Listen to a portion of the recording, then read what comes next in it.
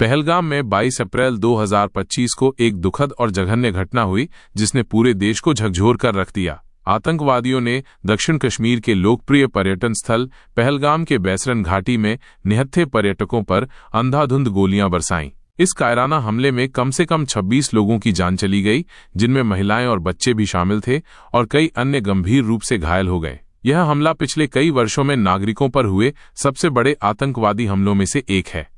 हमले के तरीके से इसकी क्रूरता और आतंकवादियों की अमानवीय मानसिकता का पता चलता है। प्रत्यक्षदर्शियों के अनुसार हमलावर अचानक आए और उन्होंने बिना किसी चेतावनी के गोलियां चलाना शुरू कर दिया। उन्होंने उन लोगों को भी निशाना बनाया जो भागने की कोशिश कर रहे थे।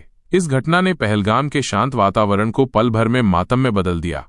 इस हमले की जिम्मेदारी द रेजिस्टेंस फ्रंट TRF नामक एक आतंकी संगठन ने ली है, जिसे पाकिस्तान स्थित लश्कर-ए-तैयबा का ही एक मुखौटा माना जाता है। इस संगठन ने सोशल मीडिया पर दावा किया कि ये हमला कश्मीर में जनसांख्यिकीय परिवर्तन का विरोध करने के लिए किया गया था। हालांकि इस दावे की व्यापक रूप से निंदा की गई है और इसे निर्दोष लोगों पर हिंसा को सही ठहराने का एक घिनौना प्रयास बताया गया है।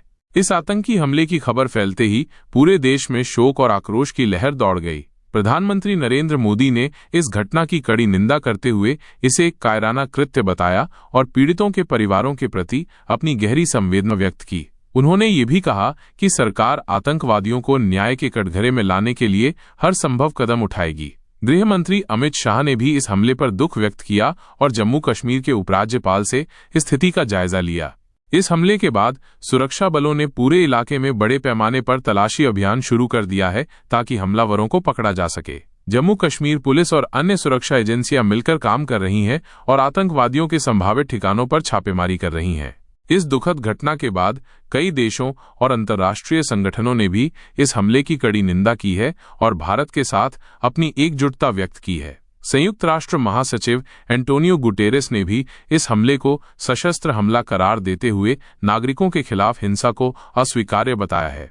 पहलगाम में हुए इस जघन्य हमले ने एक बार फिर आतंकवाद की भयावहता को उजागर किया है। ये घटना न केवल उन निर्दोष लोगों के परिवारों के लिए एक अपूरणीय क्षति है, बल्कि ये कश्मीर की शांति और पर्यटन उद्योग के लिए भी एक बड़ा झटका है। हालांकि इस मुश्किल घड़ी में पूरा देश पीड़ितों के परिवारों के साथ खड़ा है और आतंकवाद के खिलाफ अपनी लड़ाई में दृढ़ संकल्पित है।